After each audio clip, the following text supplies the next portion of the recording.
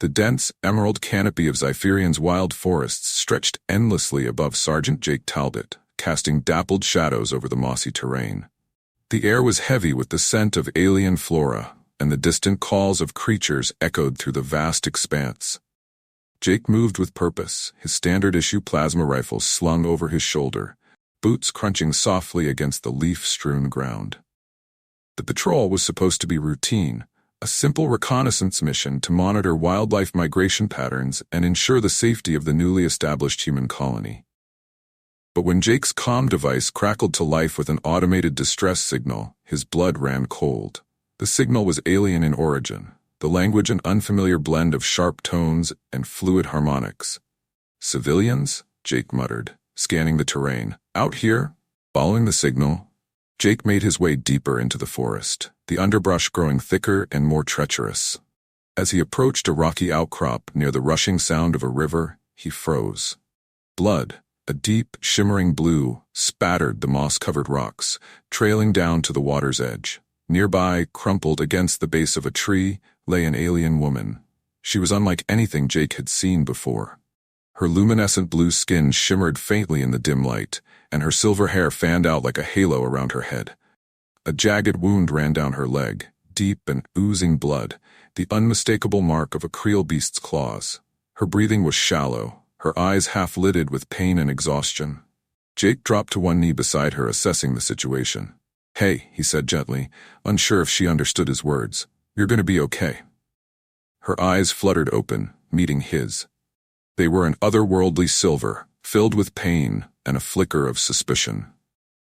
She murmured something in her language, a melodic string of words Jake couldn't decipher. But the plea for help was clear. Jake's military training kicked in. He pulled out his med kit, grateful for its advanced xenobiological capabilities, designed to treat injuries across species. He worked quickly, injecting a coagulation agent into the wound to slow the bleeding while applying a sealant patch over the torn flesh. The alien woman winced, a soft gasp escaping her lips, but she didn't resist. "You're tough," Jake muttered, glancing up at her. "That's a good sign." As he worked, he kept an ear out for the telltale growls of the Creole beasts that prowled this part of the forest. The creatures were apex predators, their six-legged forms built for speed and strength, with razor-sharp claws capable of slicing through steel. Jake had faced them before and knew they rarely left a wounded prey alive. When the woman's wound was stabilized, Jake tapped his comm device. "Talbot to base. I've got a civilian down. Alien. She's in bad shape, requesting immediate evac." The response crackled through the comm. "Copy, Talbot. Evac in 2 hours. Hold tight." Jake grimaced.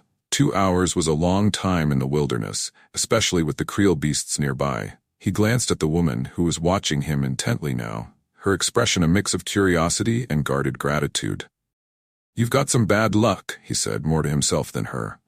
"Or maybe I do." She spoke again, her voice soft but melodic. This time her tone carried an edge of urgency. She gestured weakly toward the river, where the faint sound of something moving in the underbrush sent a chill down Jake's spine. He picked up his rifle, scanning the area. The shadows shifted unnaturally, and then he saw it, a pair of glowing yellow eyes peering from the undergrowth. A low growl rumbled through the air. "Creole," Jake muttered, positioning himself between the woman and the beast. He raised his rifle, the energy core humming to life. The Creole stepped into the clearing, its six-legged form sleek and predatory. Its black, chitinous hide glistened as it sniffed the air, its focus locking onto the woman's blood. Jake fired a warning shot, the plasma bolt searing the ground near the creature's feet. It paused, snarling, but didn't retreat. "Stay behind me," Jake said, glancing back at the woman. She didn't need to understand his words. The intent was clear. The Creole charged. Jake fired, the plasma bolts lighting up the dim forest. Fired. The first shot grazed its side, the second striking one of its legs and slowing it down. But the beast was relentless, leaping over the fallen rocks and swiping at him with its massive claws. Jake dove to the side, rolling to his feet just in time to fire again, this time hitting it square in the chest. The Creole let out a deafening roar before collapsing in a heap, smoke rising from its charred body. Jake exhaled, lowering his rifle. "Too close," he muttered. Turning back to the woman, he saw that her breathing had steadied, though her eyes were wide with a mixture of fear and awe. She reached out, her fingers brushing against his arm as she murmured a single word in halting English. "Thank you." Jake smiled faintly. "You're welcome." As the forest fell silent again, Jake began reinforcing their position, preparing for the long wait until the evac team arrived. The woman watched him work, her gaze steady and thoughtful. Though they came from different worlds, their connection in that moment was undeniable. A fragile bond forged in the wilderness against the odds. The forest seemed to close in around them, the dense foliage amplifying every distant rustle and echo.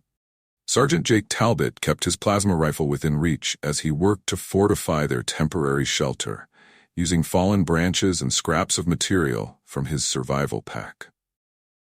Every movement was deliberate, every sound scrutinized. The alien woman, Alara, as he had gleaned from her attempts at communication, watched him intently, her silver eyes gleaming faintly in the dim light. Though weakened from blood loss, she shifted slightly against the tree trunk, her posture tense. She still held a faint air of suspicion, as though unsure if she should trust this human soldier who had saved her. "You've been through the ringer," Jake muttered, crouching near her and handing over a small hydration pack. "Drink this. It'll help." Alara hesitated, her blue fingers brushing against the edge of the pack. When she finally took it, her motions were slow and deliberate. She drank cautiously, her gaze never leaving him. "Not gonna hurt you," Jake said softly. "If I wanted to, I wouldn't have patched you up." Alara seemed to consider his words, or perhaps his tone. She lowered the hydration pack and murmured something in her native tongue. Jake caught the faintest hint of gratitude in her melodic cadence. "I'll take that as a thanks," he said with a slight grin. He leaned back against a rock, exhaling. "You're lucky I found you. This planet isn't exactly forgiving." Her eyes flicked toward him, and she spoke again, slower this time. "Creel, dangerous." Jake nodded. "Yeah, they don't let up. Took one down earlier, but there's always more." Alara winced as she shifted, the pain in her leg evident. She gestured to the forest around them, her expression darkening. "Creel, follow blood. Smell far." Jake's stomach tightened. "More will come then." He stood, adjusting his rifle's energy core. "That's why we stay alert. Don't worry, I'll keep them off us." Alara's gaze softened slightly, her body relaxing for the first time since they had met. Despite the language barrier, Jake could see that she understood his intent. She tilted her head, speaking slowly. "Human, why save?" Jake paused, meeting her gaze. He could see the genuine curiosity behind her question. "Why wouldn't I?" he said after a moment. "Doesn't matter what you are. You were hurt, needed help. That's enough reason." Alara seemed to mull over his words, her expression thoughtful. She nodded faintly, murmuring something Jake didn't understand but guessed was approval. The hours passed slowly, the forest around them growing darker and more foreboding. Jake stayed vigilant, his rifle at the ready, while Alara rested. Though her strength was returning, she was far from recovered. They spoke occasionally in fragmented sentences, bridging their language gap with gestures and expressions. Jake found himself impressed by her resilience, even as she battled through obvious pain. As the sun dipped below the horizon, plunging the forest into near-total darkness, Jake heard the unmistakable sound of movement, low growls and the crunch of underbrush. He tensed, his hand instinctively reaching for his weapon. "Stay quiet," he whispered, glancing at Alara. She nodded, her eyes wide with understanding. The growls grew louder, and then, from the shadows, two Creel beasts emerged, their glowing yellow eyes fixed on the makeshift shelter. Their chitinous bodies glistened, and their movements were slow and deliberate, as if savoring the scent of their prey. Jake raised his rifle, aiming at the closest Creel. "Here we go," he muttered. The Creel beasts moved in tandem, circling the shelter like predators testing their prey. Jake's heart pounded in his chest, but his hands were steady as he tracked the creatures through his rifle's sights.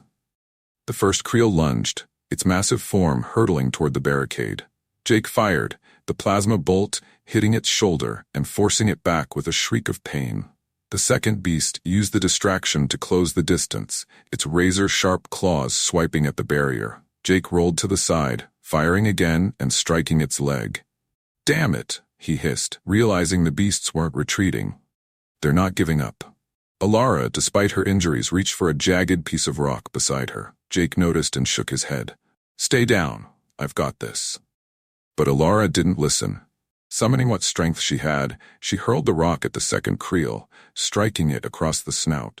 The beast snarled, momentarily disoriented. Jake used the opening to fire a clean shot, the plasma bolt hitting its chest. The creature let out a final guttural growl before collapsing. That's one, Jake muttered, turning back to the first creel. The remaining beast was enraged, its movements erratic as it charged again. Jake aimed, but before he could fire, the creature slammed into the barricade, sending debris flying. He stumbled back, narrowly avoiding its claws. Alara shouted something in her language, her tone urgent.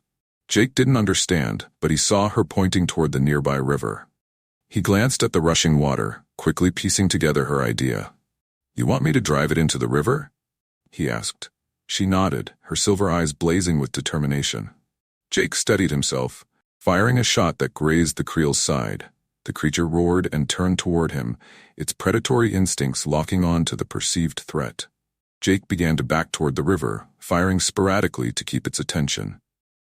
Come on, you ugly bastard, he muttered under his breath. Just a little closer. The creel lunged, its massive body barreling toward him. At the last second, Jake sidestepped, causing the creature to overshoot its target. The creel's momentum carried it into the river, where the swift current swept it away, its snarls fading into the distance. Jake exhaled heavily, lowering his rifle. That was too close. He turned back to Alara, who was watching him with a mixture of relief and admiration. She spoke softly, her voice shaking but steady. Brave, human. Jake chuckled, shaking his head. Crazy, more like. As he helped her adjust her position, their eyes met. Despite the exhaustion etched into both their faces, there was a shared understanding between them, a bond forged in the heat of survival. For the first time, Jake realized that saving Alara wasn't just an act of duty. It was something far deeper, something that would tie their fates together in ways he couldn't yet comprehend. The aftermath of the Creel ambush left both Jake Talbot and Alara battered but alive. The forest around them was eerily silent, save for the rustling of leaves and the distant rush of the river. Jake crouched beside Alara, inspecting her leg wound. The makeshift patch he'd applied earlier was holding, but her exhaustion was evident in the paleness of her luminescent blue skin and the way her breathing remained shallow. You're tougher than you look, Jake said, his voice a mix of admiration and concern. Alara's silver eyes flickered with faint amusement as she managed a weak smile. Nalari, endure. Yeah, well, Jake replied, offering her a hydration pack. You're not doing this alone. Alara hesitated, then took the pack, sipping carefully. Despite the pain, she seemed more alert now, her gaze scanning their surroundings as if expecting another attack. Her resilience impressed Jake, but he could see the toll the ordeal had taken on her. As the hours passed and the sky began to lighten, Jake worked tirelessly to improve their shelter and prepare for the next challenge. The Creel attack had proven that they couldn't afford to stay in one place for long. The evac team from the human colony was still hours away, and with Alara unable to walk, Jake had to plan their next steps carefully. You think you can move if I carry you? Jake asked, crouching beside her. Alara frowned, clearly disliking the idea of being a burden. Heavy, Jake smirked. You're not that heavy. Besides, I've carried worse, trust me. Alara regarded him for a moment, her expression softening. Trust earned. Jake blinked, surprised by the warmth in her voice. I'll take that as a yes. Jake fashioned a makeshift stretcher using sturdy branches and vines, securing it to his pack for stability. When he carefully lifted Alara onto the stretcher, she winced but didn't complain. Her determination to endure was palpable, and it only fueled Jake's resolve to get her to safety. As they began their trek through the forest, Jake kept his rifle ready, his senses on high alert. The dense canopy above filtered the sunlight into soft beams that danced across the ground, but the beauty of the surroundings was lost on him. Every step was calculated, every sound scrutinized. You always fight? Alara asked suddenly, her voice soft but curious. Jake glanced back at her. Comes with the job. You? Alara hesitated, then shook her head. Healer, not fighter. Jake's lips quirked into a faint smile. You did a pretty good job throwing that rock back there. Alara chuckled softly, the sound like a faint melody. Desperation. Whatever works, Jake said, adjusting the stretcher as they continued. You're still alive. That's what matters. As they reached a small clearing near a cluster of luminescent vines, Jake set Alara down gently and crouched beside her. He handed her a nutrient pack from his gear, watching as she nibbled at it cautiously.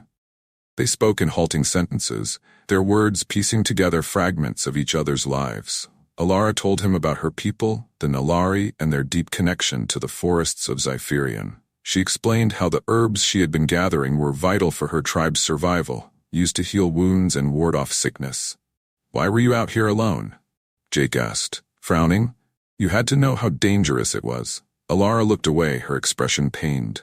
Tradition, prove strength, alone. Jake exhaled sharply, shaking his head. That's one hell of a tradition. Almost got you killed. Alara's gaze softened as she looked back at him. Saved by human, strange, Jake chuckled. Strange seems to be my specialty. As midday approached, the peaceful lull shattered when Jake's comm device crackled to life. Talbot, this is base. Evac is inbound but delayed. Another Creel pack spotted nearby. ETA, 3 hours. Jake cursed under his breath. 3 hours was too long in this wilderness, especially with the Creel beasts closing in. Alara noticed his tense expression. Danger? Jake nodded. More Creel. We need to move. Staying here isn't an option. Alara gripped his arm, her silver eyes steady despite the fear in her voice. Can't fight many. I know, Jake replied, his jaw tightening. That's why we're not going to fight.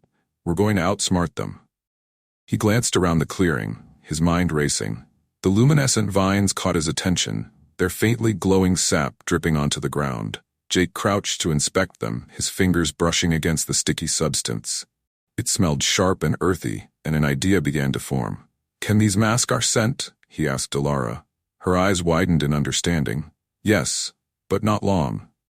It'll buy us time, Jake said, already smearing the sap onto their clothes and gear. He helped Alara apply it to her skin, the substance clinging to her like a protective layer. Once they were ready, Jake hoisted the stretcher again and set a course toward higher ground. His goal was a nearby rocky outcrop that would give them a defensible position until the evac team arrived. The journey was grueling. The sap masked their scent, but the Creel weren't far behind. Jake could hear their guttural growls in the distance, the sound sending chills down his spine. Alara remained quiet, her trust in Jake evident as she clung to the stretcher.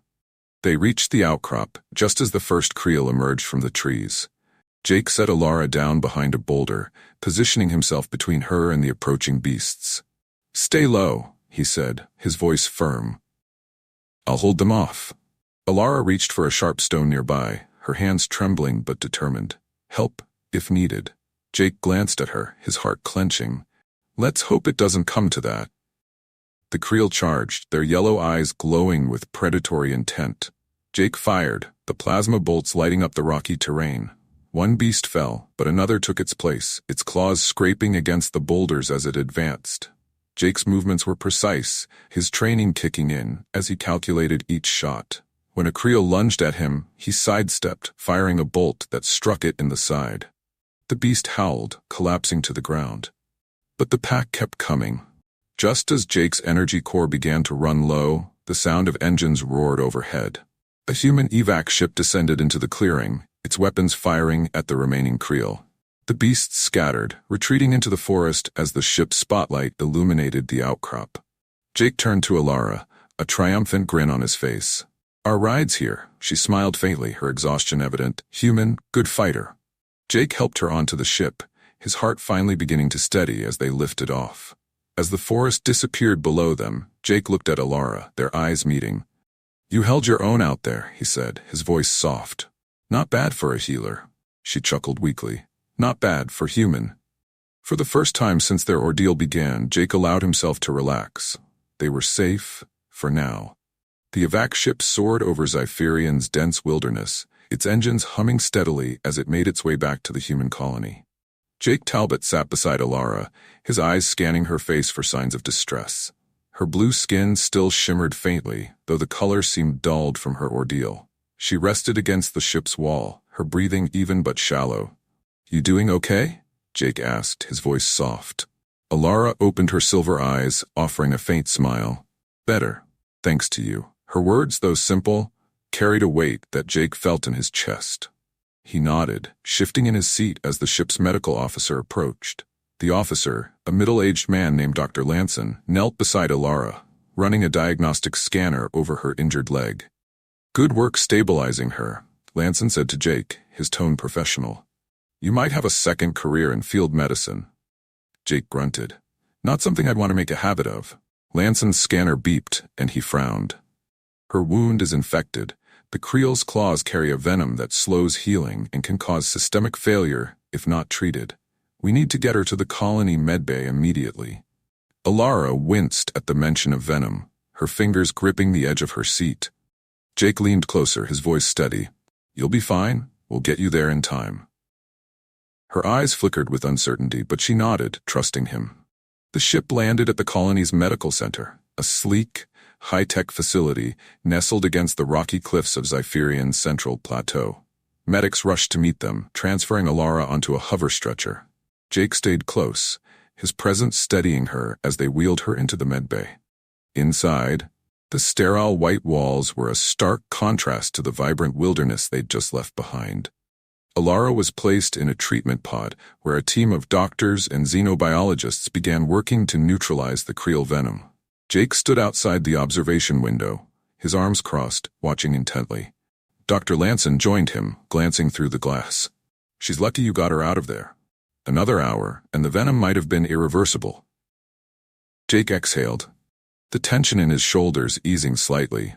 "She's tougher than she looks." "She'd have to be," Lanson replied. "The Nalari are resilient, but even they have their limits." While Alara was treated, Jake found himself pacing the medbay's waiting area. The past few days had taken a toll on him, but his concern for Alara outweighed his exhaustion. He couldn't shake the memory of her bravery, the way she'd fought to survive despite her injuries, the way she'd trusted him without hesitation. When the medics finally emerged, Jake was on his feet in an instant. Lanson smiled faintly. "She's stable, the venom's been neutralized and her leg will heal with time. You can see her, but keep it brief." Jake nodded and entered the room. Alara lay on the treatment bed, her skin regaining its luminescent glow. She turned her head as he approached, a soft smile playing on her lips. "Saved me, again," she said, her voice quiet but steady. Jake chuckled, pulling a chair close to her bed. "It's starting to become a habit." Alara's eyes softened as she studied him. "You don't give up." "Not when it matters," Jake replied. "And you matter." The words hung in the air, unspoken emotions passing between them. For a moment, the chaos of the past few days faded, replaced by a quiet connection that neither of them fully understood but couldn't deny. Alara's recovery over the next few days was remarkable, thanks to the combined efforts of the human medical team and Nalari healers who had been called in from a nearby enclave. Jake visited her often, their bond growing with each conversation. They spoke of their worlds, their values, and the paths that had led them to SciFi. One evening, as the twin moons cast a soft glow over the colony, Jake took Alara on a stroll through the facility's gardens. Her steps were slow but steady, her arm resting lightly on his for support. The gardens were a blend of human and Nalari flora, a symbol of the cooperation between their species. "This place," Alara said, her voice tinged with wonder, "is different. Your people and mine working together." Jake nodded. "It wasn't easy at first, but we figured out we're stronger when we work together." Alara stopped, turning to face him. "And yet, out there," she gestured to the wilderness, "we are still separate. Nalari do not trust humans easily. Humans fear what they do not understand." Jake met her gaze, his expression earnest. "We can change that, one step at a time." Her silver eyes searched his face, and for a moment, the vulnerability beneath her resilient exterior surfaced. "You are unique, Jake Talbot. You see beyond the barriers." Jake smiled faintly. "Maybe because I've seen what happens when we let them stand." Their peaceful moment was interrupted by the arrival of Rylos, a Nalari elder who had come to the colony to retrieve Alara. His imposing presence and deep, resonant voice made it clear that he was not a man to be trifled with. "Alara," Rylos said, his tone both stern and relieved, "you have caused much concern among your people. It is time to return to the enclave." Alara's expression wavered, and she glanced at Jake. "I will go, but not without gratitude to those who saved me." Rylos regarded Jake, his sharp gaze sizing him up. A human saved you? Jake stepped forward, his voice calm but firm. She wouldn't have made it without help, and I wasn't about to leave her out there to die. Rylos studied him for a long moment before nodding. You have my thanks, Sergeant Talbot, but understand this. Alara belongs with her people. The bond between Nalari and humans is fragile. It must not be strained. Jake's jaw tightened, but he nodded. I get it, but she's not just someone to me. She's a friend. Alara stepped closer to Jake, her voice quiet but resolute. And I decide where I belong, Rylos, not tradition. The elder's eyes narrowed, but he said nothing more, turning and waiting for her to follow. As Alara prepared to leave with Rylos, she turned to Jake, her silver eyes shining with a mixture of gratitude and sadness. This is not goodbye, Jake Talbot. Jake tilted his head, his smirk softening. No, it's not. You know where to find me. Alara nodded, her hand lingering on his arm for a moment, before she turned to follow Rylos. Jake watched her go, his chest tight with an unfamiliar ache. As the Nalari ship lifted off, disappearing into the sky, Jake stood alone in the garden, the twin moons casting their light over him. He didn't know what the future held, but he knew one thing. Meeting Alara had changed him. And somehow, he had a feeling their paths would cross again. Weeks passed since Alara left with her people, and Jake Talbot returned to his routine in the colony. Yet the quiet moments, walking the perimeter, watching the twin suns set over the wild expanse of Zypherian, felt heavier now. Alara's absence was a shadow in his mind, one he couldn't shake. Then, one evening, an Nalari courier arrived at the colony, her sleek craft shimmering under the pale light of the moons. Jake stood at the gate, arms crossed, as the courier approached with an air of urgency. Sergeant Talbot, she said, her voice calm but commanding. Alara has requested your presence at the Nalari Enclave. She said you would understand. Jake's chest tightened. Is she all right? The courier hesitated. There are complications. She believes you are the only one who can help. Jake didn't need more convincing.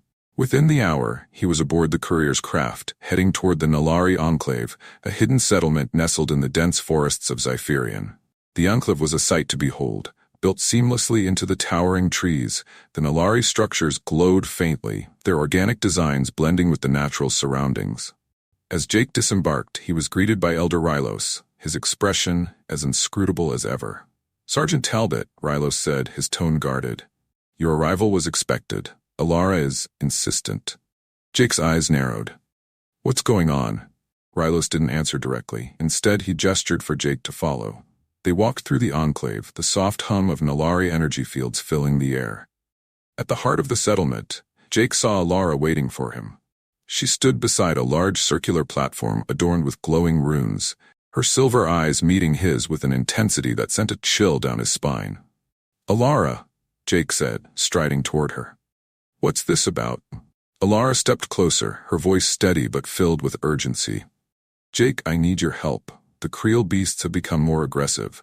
They've attacked our hunters, even breached our defenses. We believe something is driving them. Something unnatural. Jake frowned. What do you mean? She gestured to the platform. This is an ancient Nalari device. It allows us to track disturbances in the planet's energy. But to activate it fully, it requires a unique balance of energy, human and Nalari working together. Jake's brow furrowed. Why me? Alara's gaze softened. Because I trust you.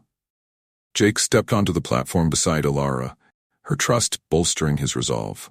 Elder Rylos and a gathering of Nalari watched from the edges, their expressions wary but hopeful. As Alara activated the device, the runes glowed brighter, the air vibrating with a low hum. Place your hand here, Alara instructed, guiding Jake's hand to one of the glowing nodes. The moment he touched it, a surge of energy coursed through him, connecting him to the device. Alara placed her hand on the opposite node, her silver eyes focused as the runes began to shift, forming a holographic map of the forest. There, Alara said, pointing to a dark, pulsing area on the map. The Creel are gathering here, near the ancient Hilari ruins. That place is forbidden, its energy unstable. Jake studied the map, his instincts kicking in. Then that's where we need to go.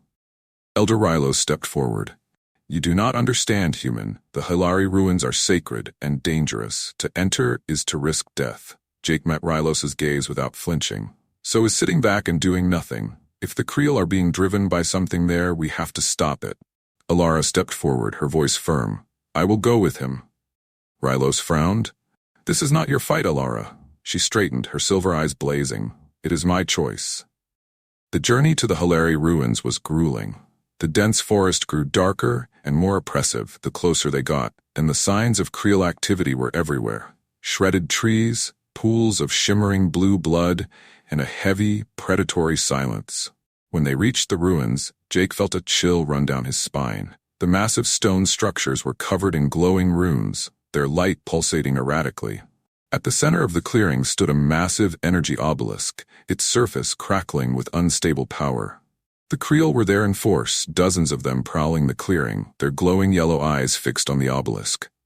As Jake and Alara watched from the shadows, the obelisk flared, and the Creel roared in unison. They're being controlled, Alara whispered. The obelisk's energy is driving them mad. Jake tightened his grip on his rifle. Then we destroy it. Alara hesitated. The obelisk is ancient. Its destruction could destabilize the forest. Jake nodded. Then we disable it. Can you do that? She studied the structure, her expression determined. Yes, but I'll need time. The plan was simple. Jake would draw the Creel away while Alara worked to deactivate the obelisk. It was a dangerous gamble, but there was no other choice. Jake stepped into the clearing, firing a shot into the air. The Creel turned, their snarls echoing as they charged toward him. He ran, weaving through the trees and firing strategically to slow them down. His heart pounded as he narrowly avoided their claws, the forest becoming a blur of movement and sound. Meanwhile, Alara approached the obelisk, her hands moving over the runes as she chanted in her native tongue. The structure resisted her efforts, its energy lashing out like a living thing.